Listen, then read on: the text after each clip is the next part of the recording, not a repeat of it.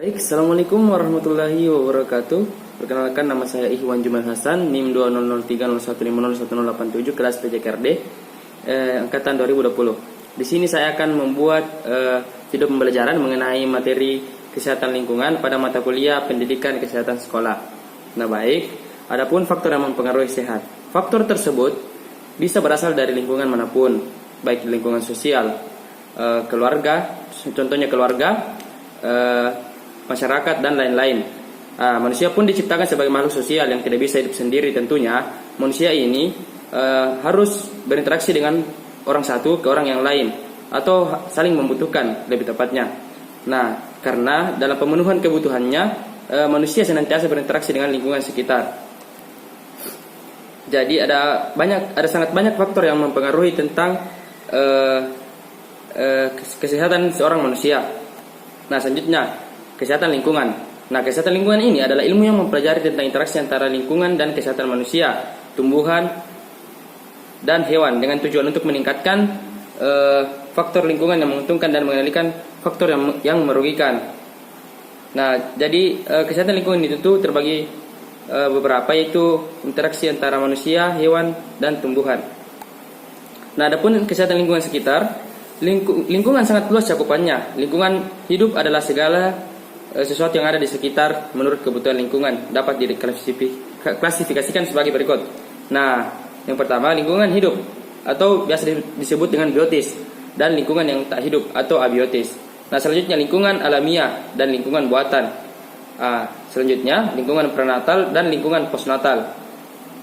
Adapun lingkungan biosfer dan lingkungan psikososial. Selanjutnya lingkungan air atau hidrosfer yang biasa ditempati oleh makhluk hidup seperti hewan ataupun tumbuhan.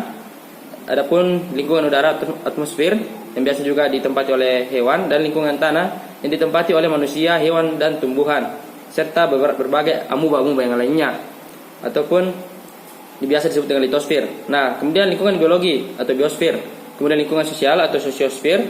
Nah, adapun kombinasi dan klasifikasi tersebut.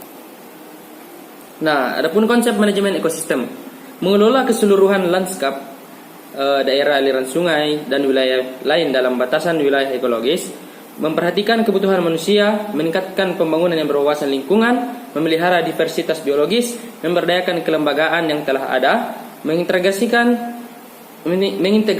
ilmu dengan manajemen, meningkatkan keterlibatan masyarakat dan pemangku kepentingan sehingga keputusan kolektif dapat diambil dengan baik, dan manajemen dapat diadaptasikan terhadap hasil penelitian, eksperimentasi, dan pemantauan. Adapun tujuan dari pengelolaan ekosistem. Nah, tujuan dari pengelolaan ekosistem ini yang pertama itu memelihara populasi in situ. Nah, di dalam area yang terlindungi terdapat semua representasi ekosistem dengan variasi alamiahnya. Contohnya ada manusia, hewan, dan tumbuhan. Kemudian melindungi semua siklus nutrien, hidrologi, dan sukses alami. Nah, selanjutnya mengelola waktu yang cukup lama agar dapat mendukung evolusi potensial dari spesies dan ekosistem yang ada, dan memberi akomodasi pada manusia untuk penggunaan lahan dalam kendala yang ada. Nah, selanjutnya adapun kesehatan lingkungan sosial. Lingkungan sekitar atau biasa kita sebut dengan sosiosfer adalah lingkungan yang tercipta akibat dari interaksi antar manusia secara rasional yang memungkinkan tersalurkannya budaya dari satu ke orang yang lain, atau interaksi antar satu generasi ke generasi yang lainnya. Nah, lingkungan sosial sangat erat kaitannya dengan perilaku manusia pada umumnya. Proses yang terjadi pada perubahan perilaku disebabkan oleh kesadaran yang akan kebutuhan terhadap kesehatan yang terstimulasi sehingga timbul dorongan atau motif untuk berubah, sehingga perlu dorongan untuk mengubah perilaku. Nah, itulah tadi contoh dari kesehatan lingkungan sosial. Nah, adapun ilmu kesehatan didukung oleh yang pertama ekologi, yang kedua ekosistem, yang ketiga pencemaran lingkungan, yang keempat AMDAL, dan yang kelima dasar-dasar pengelolaan lingkungan atau kesehatan lingkungan. Dasar-dasar pengelolaan lingkungan kesehatan mencakup semua segi kehidupan dan jangkauan yang sangat luas. Adapun status kesehatan itu terdiri dari angka kesakitan, rasio penyakit di masyarakat, dan yang kedua promotif, preventif, kuratif, dan rehabilitatif, dan yang terakhir bersifat menyeluruh, terpadu, dan berkesinambungan. Adapun faktor-faktor yang mempengaruhi usaha dalam kesehatan. Yang pertama, faktor lingkungan atau kimiawi. biologi ataupun sosial budaya yang bersifat dinamis dan kompleks. Adapun kondisi fisiologis manusia atau masyarakat, dan yang terakhir penyakit. Adapun ekspansi atau ulah manusia yang mempengaruhi usaha kesehatan. Nah, selanjutnya ketimpangan ekologis dan ketimpangan alam. Yang selanjutnya pencemaran lingkungan, dan yang terakhir adalah gangguan fisiologis dan psikologis pada masyarakat. Jadi ada sangat banyak faktor-faktor yang mempengaruhi usaha kesehatan daripada manusia itu sendiri. Adapun keadaan sakit merupakan akibat dari kesalahan adaptasi lingkungan atau maladaptation dan reaksi antara manusia dan sumber-sumber penyakit. Sakit berarti suatu keadaan yang memperlihatkan adanya keluhan dan gejala saat ini secara subjektif dan objektif, sehingga penderita butuh pengobatan untuk sehat menjadi sehat. Contohnya sekarang biasa dipengaruhi oleh penyakit COVID yang sebelumnya tidak ada menjadi ada di waktu sekarang ini, dan sangat meresahkan bagi warga-warga di seluruh dunia, termasuk di Indonesia. Nah, adapun tingkat sejarah alami suatu penyakit atau natural history of disease. Nah, yang pertama adalah tingkat kepekaan atau state of susceptibility. Nah, yang kedua tingkat sebelum sakit atau stage of presymptomatic disease. Nah, yang ketiga tingkat sakit secara klinis atau state of clinical disease.